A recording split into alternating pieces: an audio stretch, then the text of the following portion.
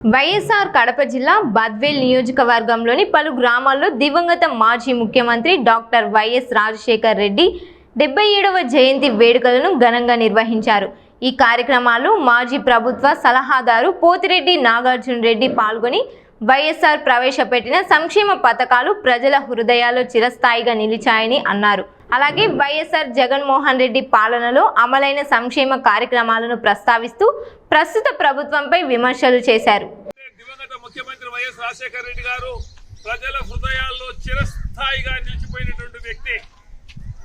ఆయన హఠాత్ మరణంతో మన తెలుగు రాష్ట్రాల్లో వందలాది మంది గుండె ఆగి ఆత్మహత్యలు చేసుకొని చనిపోవడం జరిగింది।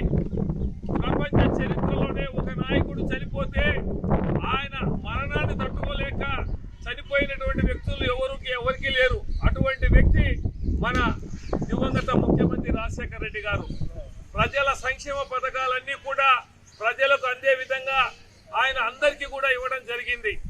మరి అదే విధంగా తండ్రికి తగ్గ తనయునిగా జగన్మోహన్ రెడ్డి గారు కూడా అధికారంలోకి వచ్చిన తర్వాత పార్టీ చూడలే, కులం చూడలే, మతం చూడలే, మరి నువ్వు ఓటేసావా ఓటు వేయలేదని అడగల, అర్హత కలిగిన ప్రతి ఒక్కరికి కూడా సంక్షేమ పథకాలన్నీ కూడా అందడం జరిగింది।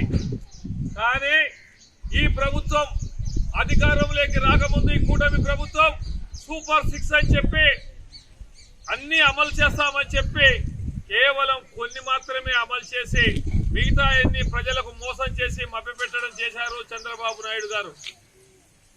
మళ్ళీ ఇప్పుడు ఈ 2 సంవత్సరాల అధికారంలోకి వచ్చిన తర్వాత ఏ ఒక్కరికి కూడా కొత్త పెన్షన్లు ఇవ్వడం కానీ జరగలేదు। ఉన్నటువంటి పెన్షన్లనే తీసివేయడం జరిగింది। కానీ వాళ్ళు ఘనంగా ప్రతి నెల పంచుతూ వస్తూ ఉంటారు ఆ నాయకులు, ఆ పాతయే మళ్ళీ వాళ్ళ చేతులు తెలుగుదేశం పార్టీ నాయకుల చేతుల మీద ఇవ్వడం, ఇది నిజంగా నవ్వు వస్తుంది, ఎవరైనా ఆశ్చర్యం వేస్తుంది। అయ్యా మీరు నిరుద్యోగ వృత్తి కానీ, మరి అదేవిధంగా ఇళ్ల స్థలాలు కానీ, బిల్డింగ్స్ కానీ, అలాగే మహిళలకు సంబంధించి కానీ ఏ పథకాలు కూడా మీరు ఇప్పటికీ నెరవేర్చలేదు। ప్రతి ఒక్క మహిళకు 18 సంవత్సరాలు దాటినటువంటి వాళ్ళకు నీకు 15, నీకు 15, నీకు 15 అని చెప్పడం, నిరుద్యోగులకు 3,000 ఇస్తారని చెప్పడం, ఈ విధంగా చూస్తూ ఉంటే ఆయన చెప్పి మాటలు చెప్పి మభ్యపెట్టి మోసం చేసి అధికారంలోకి వచ్చి ఈ రోజు లక్షల కోట్లు అమరావతికే ఖర్చు పెడుతున్నాడే, కానీ ప్రజలకు సంబంధించి ఏ ఒక్క కార్యక్రమం జరగలేదని చెప్పేసి తెలియజేసుకుంటూ రాబోయే ఎలక్షన్లో మీకు అందరికీ గుర్తే ఉంది, మళ్ళీ జగనన్నను ముఖ్యమంత్రి కావాలని ప్రజలు కోరుకుంటున్నారు। ఖచ్చితంగా జగనన్న 2029లో ముఖ్యమంత్రి కావాలని చెప్పి కోరుకుంటూ మరి మీ అందరికీ కూడా నా హృదయపూర్వక నమస్కారాలు తెలియజేస్తున్నాను।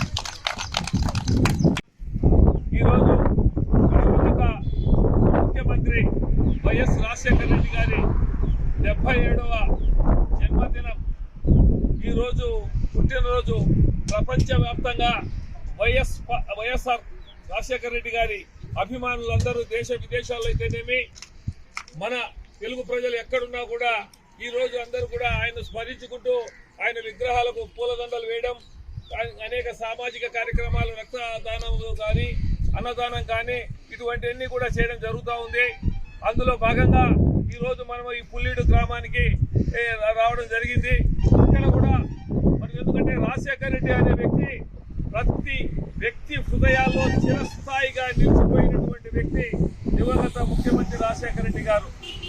మరి ఆయన కుమారుడు తండ్రికి తగ్గ తనయునిగా ఆయన కూడా మరి రాజశేఖర రెడ్డి గారు ఏ విధంగా సంక్షేమ పథకాలు ఇచ్చారో అదే విధంగా అంతకంటే ఎక్కువ కూడా ఈయన మన జగన్మోహన్ రెడ్డి గారు ఇవ్వడం జరిగింది।